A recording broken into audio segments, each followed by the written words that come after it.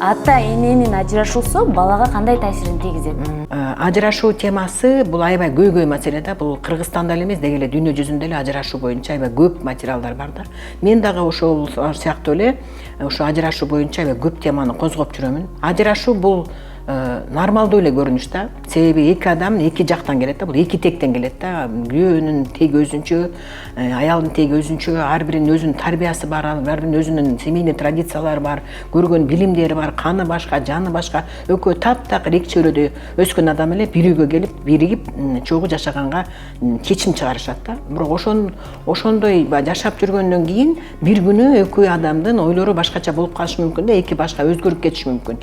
Бирөө ылдый түшүп кетиши мүмкүн, бирөөдө түшүп кетиши мүмкүн. Же кандайдыр бир жашоодогу бир оор күндөрдө дагы бири-бири туруштук бере албай, бири-бирин жактырбай, бири-бирин кабыл ала албай калышы да мүмкүн. Кыскасы айтпайбы, жашоодогу ар кандай ситуациялар аркылуу эки адам тил табыша албай, бир үйгө жашай албай калганда аны ажырашат да. Ошондуктан бул ажырашууну жана экологичный деп коет да. Эки адам болуп жаткан проблеманы ортого салып, жана взрослый позиция деп коет, чоңдордун позициясына өтүп, анан баягы кыргызча айтканда кеңешип кескен бармак оорбайт деп коет го. Кеңешип анан бир бүтүнгө келиш керек да.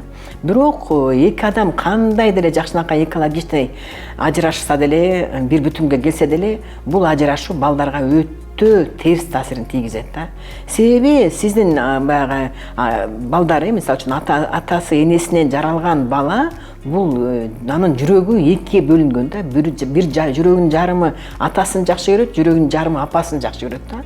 Демек, көбүнчө баягы Кыргызстанда бизде бала энеси менен кетет да. Мисалы үчүн Кытайларда бала атасы менен кетет экен.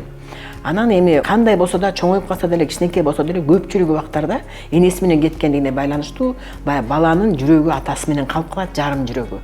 Ошондуктан бул аябай балдар үчүн өтө оор абал экен, оор ситуация экен. Жашоосундагы эң бир оор күндөрдүн бири экен да балдар үчүн. Анан ал жөнүндө көп айтпайт, алар ичинде сактап калат, анан травмалардын баары ошондон башталат экен да.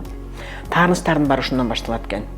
Анан ошондуктан мен өзүмдүн практикамда ошо ажырашкан балдар менен иштейм. Ал бала азыр бүгүн 50-дө, ал бала азыр 60-та, ал бала 70-те.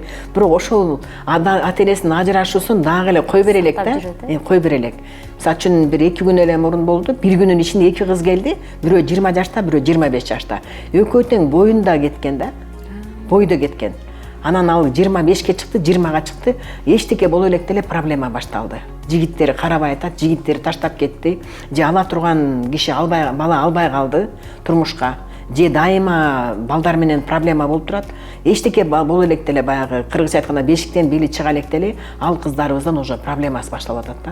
Ошондон бул ошо ажырашуу менен байланыштуу болуп атат да. Анан мен дагы бир өзүмдүн практикамдан байкаганым бул ата эненин ажырашуусун бала такыр кечирбейт экен. Ал ата жак оң жак, апа жак сол жак. Ата жак оң жагыбыз бул акчага жооп бере турган жерибиз, сол жагыбыз болсо бул апага жооп, недвижимость, мүлктөргө да, бизге көзгө көрүнгөн нерсеге байланыштуу. Ошондуктан атага, апага таарынды, эмне үчүн ажыраштыңар деп таарынып атпайбы? Демек, автоматтык түрдө оң жак блогу да жабылды, акча жагы, ийгилик жагы, жанагы удача, успех дегендер, деньги, бүт бар энергия да бул.